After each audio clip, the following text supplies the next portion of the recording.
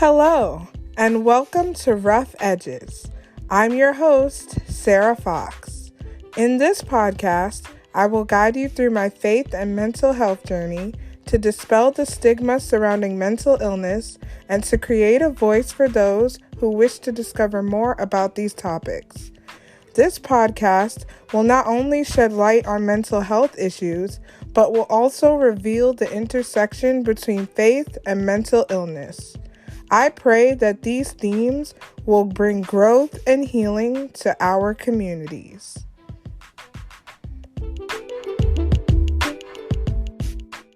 Hello, everyone, and welcome back to another episode of Rough Edges. We are continuing with our season all about mental health and relationships. And today, I am joined by special guest Brieanna Lightfoot Smith. Brieanna Lightfoot Smith believes a peaceful home and a profitable brand can coexist. After leaving the workforce in 2018 to become a stay-at-home mom, Brieanna now helps women build businesses while raising their children. Follow her on Instagram at @BLightfootSmith for funny reels, productivity tips, reflections about being a momtrepreneur, and of course, cute baby pics. Welcome, Brieanna. Thank you so much for having me. Yeah, thank you for being here. So I wanted to start off by asking, what are 3 things that you are most passionate about and why? I'm really passionate about my faith. I'm passionate about my family, and I'm passionate about my calling. So I'm passionate about my faith because it drives my decisions. My faith is what has helped me in part in my mental health journey. It's also, it's a family thing, right? Like, we know that, especially in the Black community, faith is usually passed on from family member to family member. Right. And I just have a really really fond memories of my church upbringing. And now I actually go to the church that I went to when I was a kid, and my children go there as well. So faith is really important to me. Family is important to me because my family has been such a support. I'm in seasons where I've had a lot of hardships. They've been a support in me pursuing entrepreneurship when I feel like I couldn't do it, or felt like, okay, I can do it, but I'm going to need a lot of help. Can you watch the kids on these days? Or, look over this proposal for me. And my family also motivates me as far as my husband and my children, because I feel like the things that I'm doing in my business are helping to establish legacy. I was talking with someone earlier this week about how I just want my sons to see that, that women are multifaceted, and that moms are multifaceted, that while they love you with everything that they have, that there are also other talents and gifts that are assigned to them, and that the role that they fulfill as your mom is just a part of that. And then I'm passionate about my calling because I think, especially in the season of being a mom, it's very easy to say, oh, well, I can't do this thing because I have these children. And what I've seen is that our children do not prevent us from walking in our calling. They may cause us to have to be a little bit more creative in the way that we do it, but it really motivates us even more to push forward in what we feel like we're supposed to be doing. Yeah, that is definitely amazing. Like, I love especially how you said that motherhood is not a barrier to your success, and that's something that a lot of women struggle with, because they feel like they have to have one or the other when you could do both, and that's something I found really interesting. And also, when you spoke about your faith, it was something that was just very it's so true. In the Black community, faith is passed down from generation to generation. And it's just amazing to see how that legacy continues with, you and your family, and you continuing, that line of just faith building. So that is incredible. I love that. So I want to talk a little bit about, your mental health journey. And so can you tell me about your experiences with mental health? Absolutely. So I have kind of a twofold journey with mental health. I have a book called The Black Girl's Guide to Living on Purpose. And in that book, I actually talk about how I struggled with suicide as a teenager, because I just struggled with self-worth, self-doubt. I didn't have the best view of myself because of, different things that I heard people say about me. And so I took those things on as my identity. And so I battled with it then. And then finding my identity in God, I became a lot more confident. But then I actually had a second wave of depression as a mom. And it wasn't immediately. It was, I think I was pregnant. Yeah, I had two of my sons, and I was pregnant with our third son. And we were maybe 8 months into the pandemic. And honestly, I just got to a place where before I had told myself, like, your children aren't a barrier, your children aren't a barrier, your children aren't a barrier. But after 8 months of just being in the house, only being with them, not really getting a lot of outside interaction, in my mind, I kind of was like, okay, is this it? Is this my future? And that sparked a lot of fear. It sparked a lot of bitterness, even bitterness towards God, where I felt like, okay, clearly you like misread something, or you got your wires mixed up, and this was supposed to be this person's life, not mine. And it was a long journey. Like, I feel like even now we're in September, and I feel like only earlier this year did I really kind of get to, I mean, you're always evolving and always healing, but get to a place where I could even talk about my depression, because I really didn't identify it back then because I was still going through it. It's very similar to the grieving process. That some people will announce when a loved one passes immediately, and some people, they just disappear from online, and then you hear from them 3 months later, and they're like, hey, my mother passed, or my father, or a sibling, or something like that. And so I think for me, I took all of that time to be reflective and really try and understand what even led to that depression. And a lot of it was fear of, what if this is it? What if all these dreams and ideas and passions that I have are going to have to die because I have children?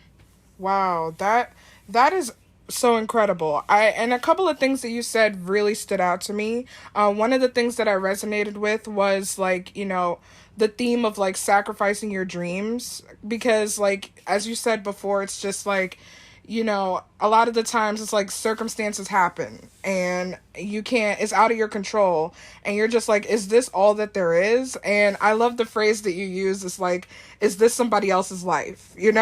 And it's like, a lot of the times it's like, especially with broken dreams, it feels like you can never really circle back to it.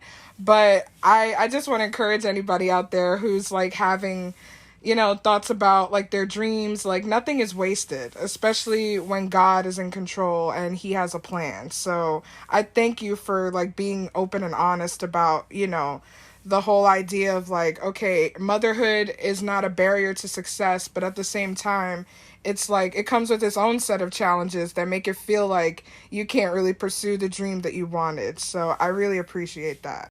So I wanted to dig deep a little bit in terms of, like, when you said that you were dealing with your depression in the moment, and it took a little bit longer for you to, like, finally be at a place where you felt like you could talk about it. What was, like, maybe an event or, something that really pushed you to say, okay, I'm ready to talk about this now? I actually went to this conference, and I know it's a God thing because a woman that I'm kind of building a friendship with, I mean, we've hung out a few times, and both of us have, now she just had her third baby as well. So now both of us have 3 children, and moms know, like, it's hard to make friends in general, but in mom world, you meet with somebody 4 times and be like, I think we're friends now, because quarterly mom dates are like, okay, we together. So she reached out to me and said, hey, I was going to go to this conference, and I thought about you, and I have a free ticket for you if you want to go. And it was in February. I only know that because that's when all the snow and stuff was happening in Dallas, and the original speaker who was supposed to come couldn't come because her plane got delayed, and then she was going to catch a flight the next morning, and she missed that flight. And Priscilla Shirer ended up being the speaker, and like, what? And I just remember walking in there and being like, what? Because Priscilla Shirer, she's one of my I don't know. I just look at her as such a strong woman of faith. And even the fact that she has 3 sons, I have 3 sons. She used to homeschool. I homeschool my boys. And I'm just like, yes, she's just a big sister to me in my head. I had the opportunity to meet her a couple times. And so even when I saw that she was speaking, I was like, okay, Lord, what are we about to talk about? Because clearly you do all of that so that me and you could have this conversation. And so in that sermon, she was teaching from the lesson in the Bible where Jesus is talking to Peter about fishing, and Peter's like, we've been out here all night, we didn't catch nothing, and Jesus is like, okay, but do it again, like cast the net again.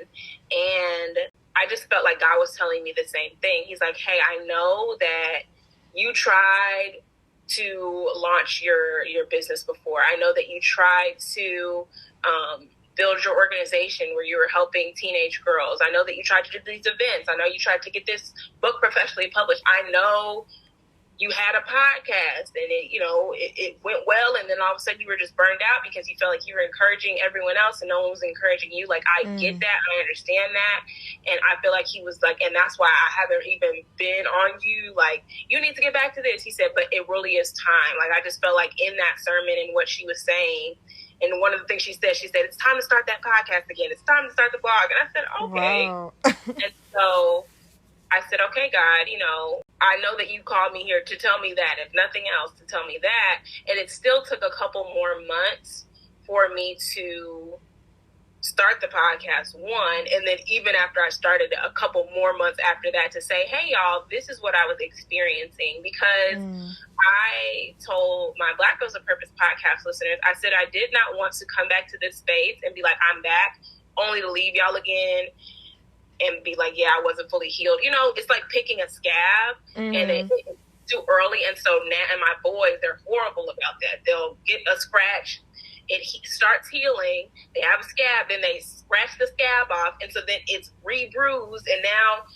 child, why you had that scratch a month ago and we're still trying to heal it. So for me, I said I knew I need to make sure, I want to make sure that I'm fully healed and that I'm not going to scratch the scab off, right, in sharing something. I want to make sure that God has helped me to process things enough. And then I also want to come here from a place of love and not bitterness, because I think of the scripture that says, everything that we give, we should give it cheerfully, not begrudgingly, because God loves a cheerful giver. People apply that scripture to your finances, but I look at that with everything. If I'm not able to come and have a smile on my face and be excited about what I'm doing, because that comes off. And if I'm saying I'm a child of God, but they're like, she got a stank attitude, that's not a good look for God's kingdom either. Right. And so really, that event in February is what kicked it off.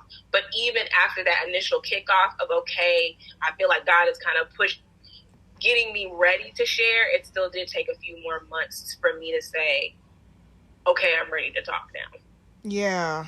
Wow. That's really good. And I love the fact that, you said that it took months after, because a lot of the times, especially when we go to retreats and conferences, we expect to have that high going for the next couple weeks, and then it fizzles out at some point. So I'm glad that it took a general process for you to get to a place where you felt comfortable. And I also love the vulnerability that you had in terms of opening up and saying, hey, this is what I've been dealing with. Because a lot of the times, mental illness is just so stigmatized. It's just that you feel like, oh, how should I approach this? How should I tell these people this?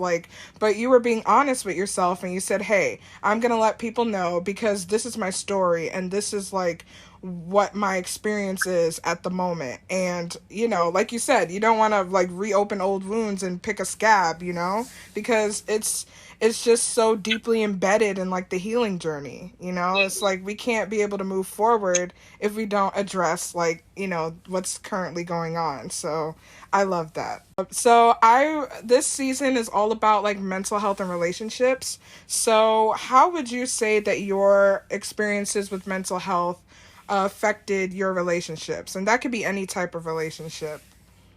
It was rough on my marriage, and not so much my husband's a very compassionate and loving person, but after I came out of that season, he was like, whoa, girl, glad you're feeling better. And he said, and he told me, and I was like, that's very frank, but he said, you're getting hard to be around. And, you know, I told him, I said, I understand that, but I said, if that's how you feel on the outside, imagine how I feel on the inside. Like, people who are struggling with depression, and I tell people that when people tell, I don't know how anyone could kill themselves, I just don't understand, like, it can never be that deep.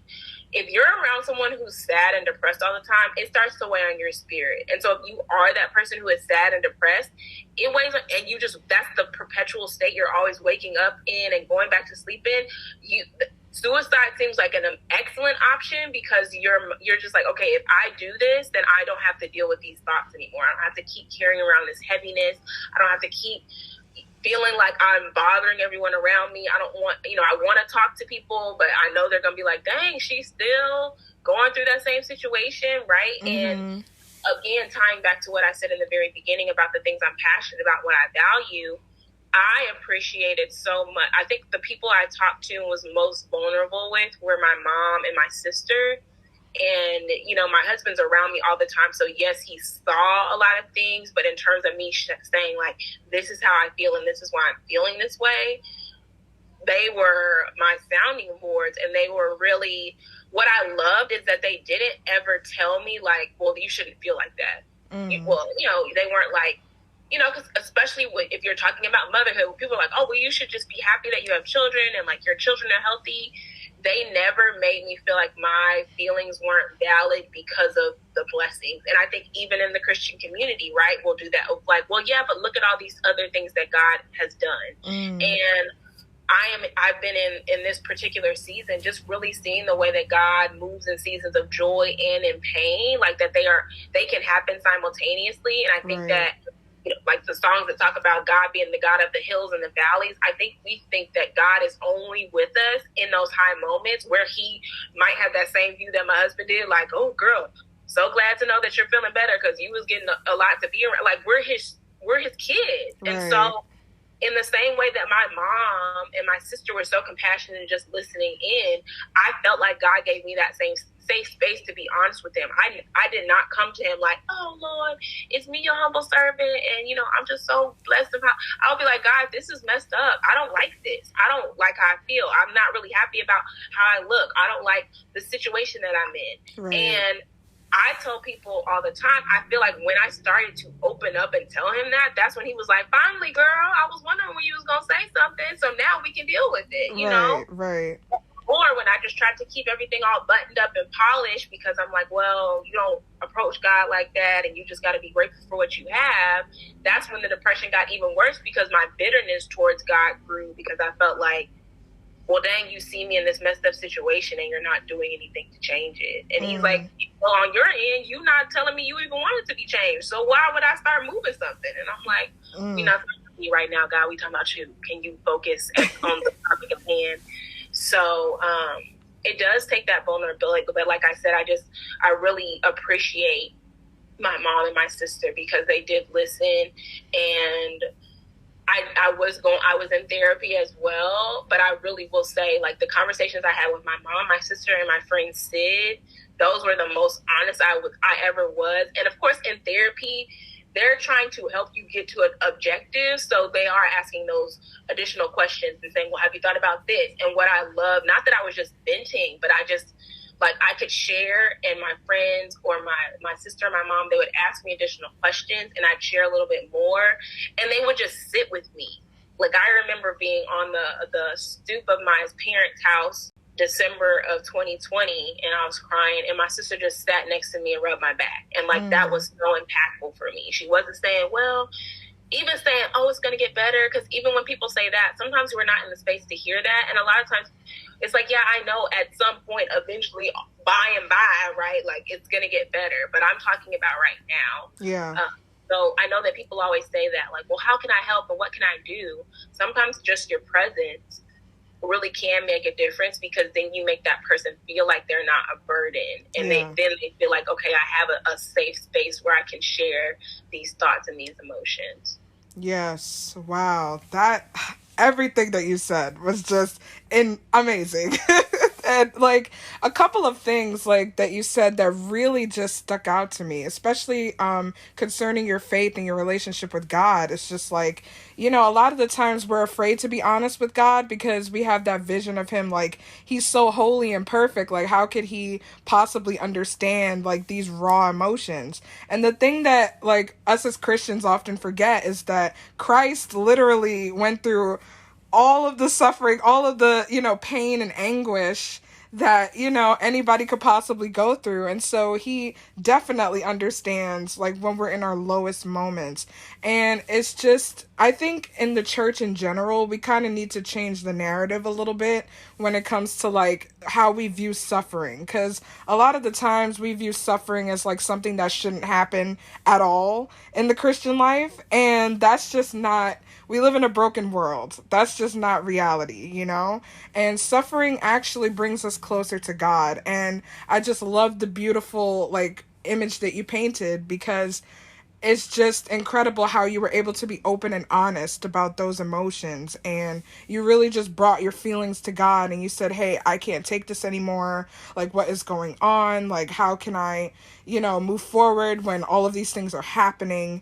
And I also love the community aspect of it too. Like you said, your mother and your sister, like they were there to rally around you and just be there for you, Like a lot of the times we just need somebody to be there with us. And I'm glad that you brought up that moment where your sister sat with you and was just in the moment with you, Like, we don't have to talk. Like, you don't have to give advice. We don't have to move on. Like, just sit with me in this moment. And yeah, that was just beautiful. That's why I believe that's one of the enemy's greatest tricks, and that's why anxiety and depression spiked so much in 2020 and even in 2021, because we were isolated and because we just grew accustomed to being that way and saying, okay, I'll just process through this on my own. I'll just do this on my own. Mm-hmm. And it's just not necessary.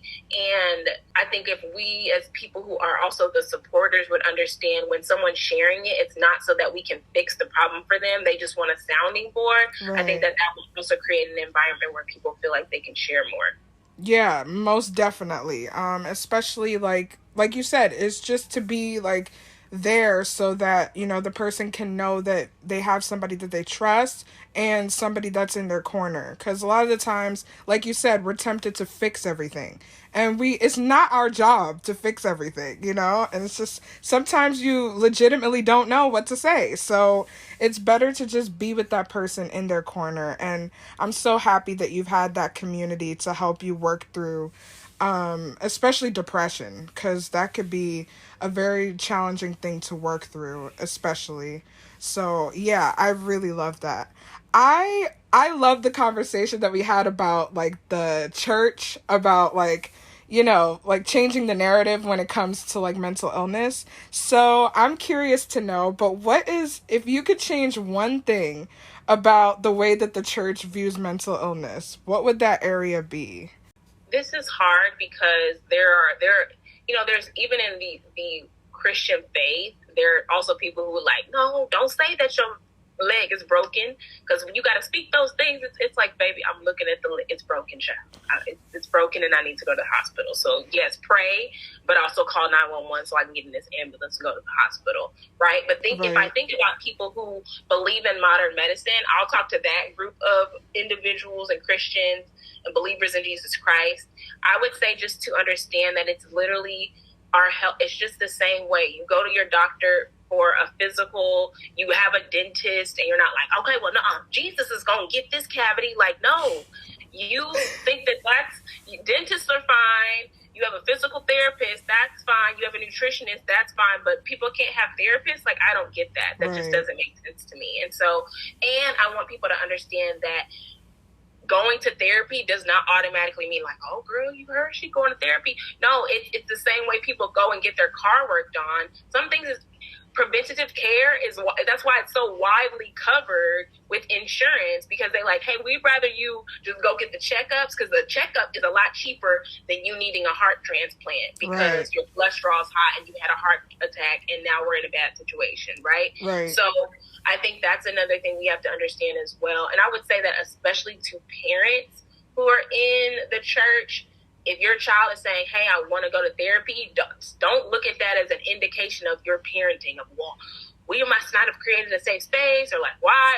And then also humble yourself enough to not be in that place where, again, Black families can be like, well, we need to keep our business within that's a toxic trait, and we're not going to be healed that way. Yeah. We're hurting people. And scripture says the enemy is defeated by the blood of the Lamb and the word of our testimony. So yeah, we do kind of have an ugly past, but by me sharing this and being able to process through it with a therapist, now God may give me a position to share it on a larger platform, or just with my neighbor or somebody, and I can share it without the bitterness because I've actually taken the time necessary to work through it. So I would just say, humble ourselves, understand that mental health is just like any other health that we have. Your physical health, right? Your dental health. Like, I don't understand why it just gets put in such a box. Like, and your teeth are not nearly as important as your brain, child. So I don't even get that either.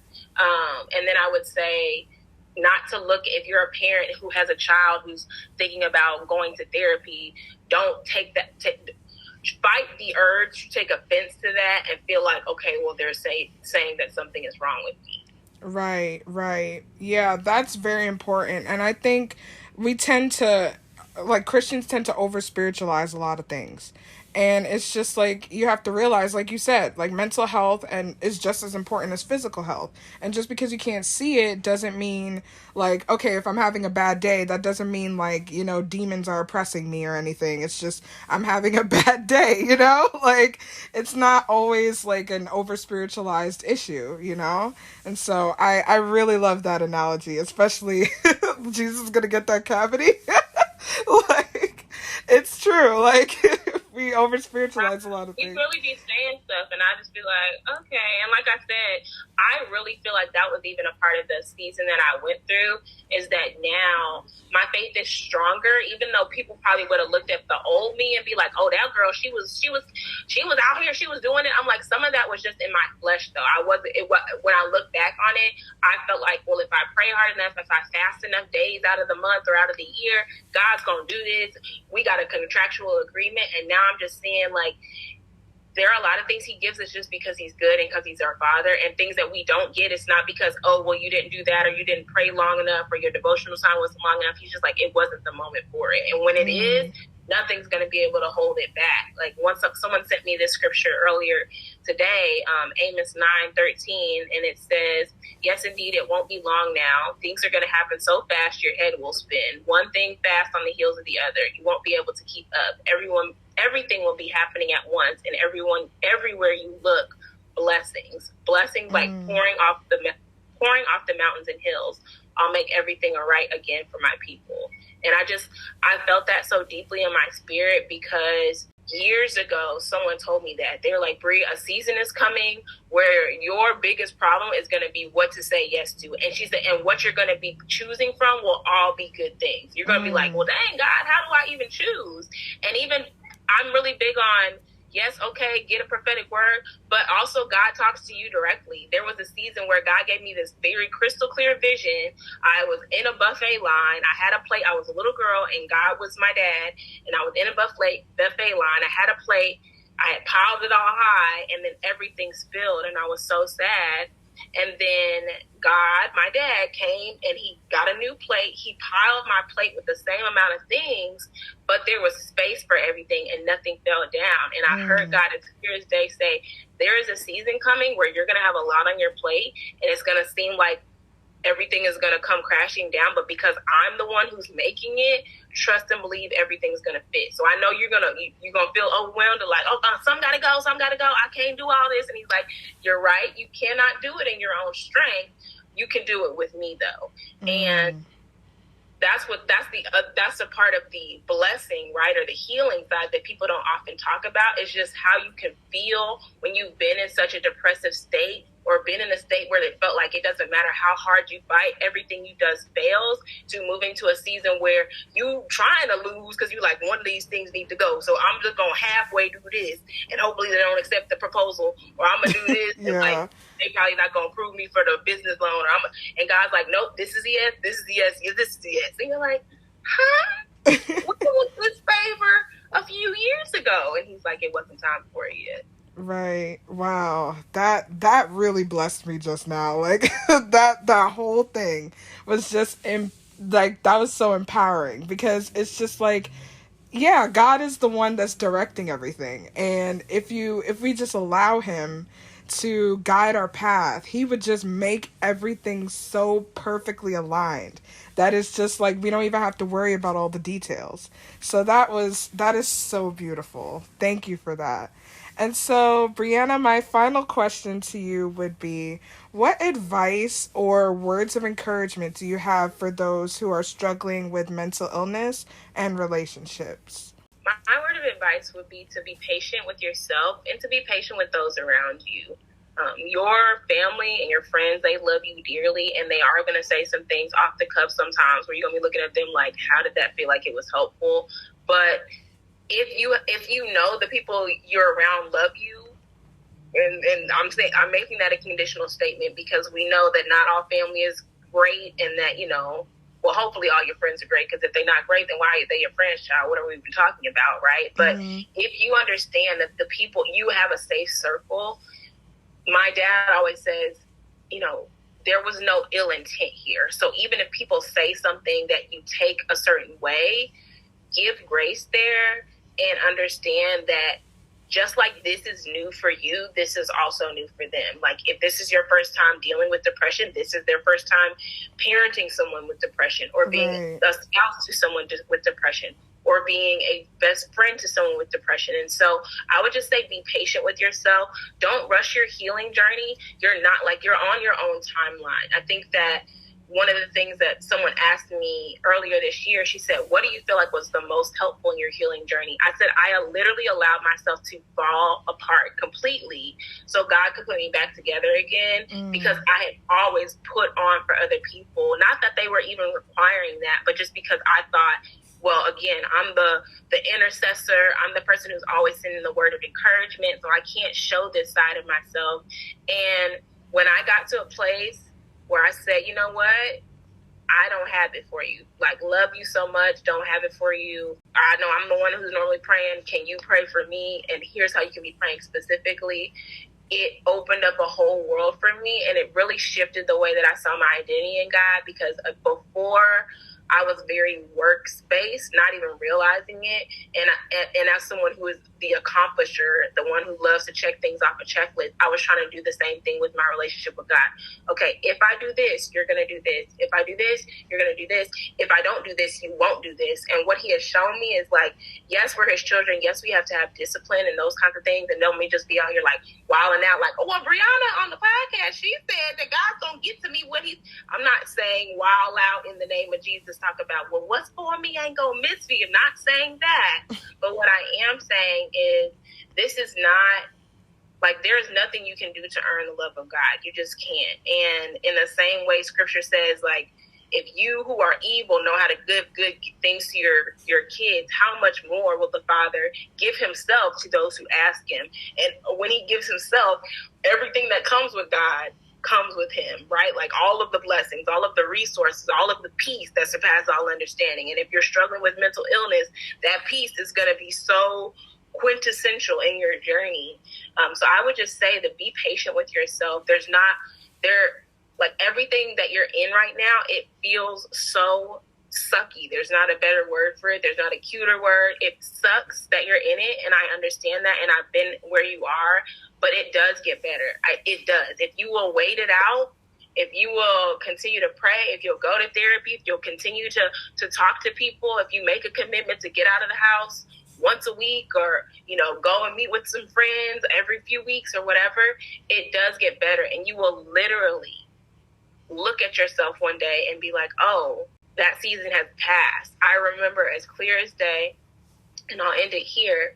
One of my friends came to visit me earlier this spring, and I opened up the door, and she said, Bree, it's you. She was the one. I had broken down crying in her car, and I just told her, I was like, I feel like God doesn't care what I want. I don't even know, like, what's the point of even hoping for things?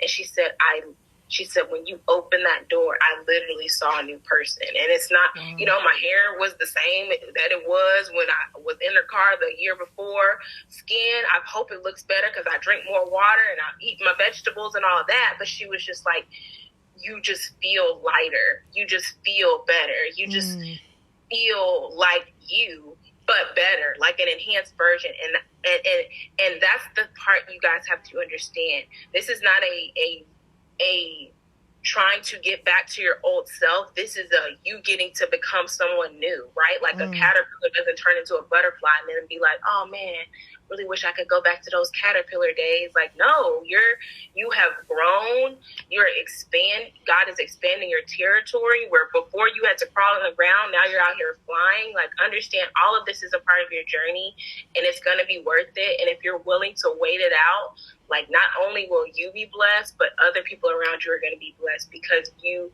had the endurance to go through those experiences.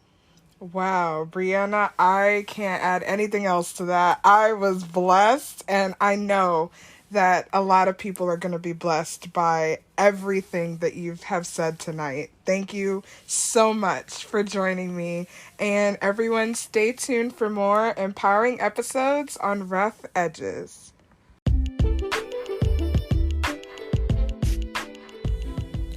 Thank you for listening to Rough Edges.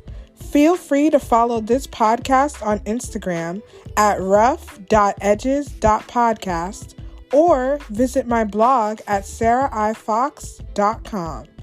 If you have any questions or further suggestions on how to make this podcast grow, you can email at rough.edges.podcast@gmail.com. Thanks again for listening and have a wonderful day.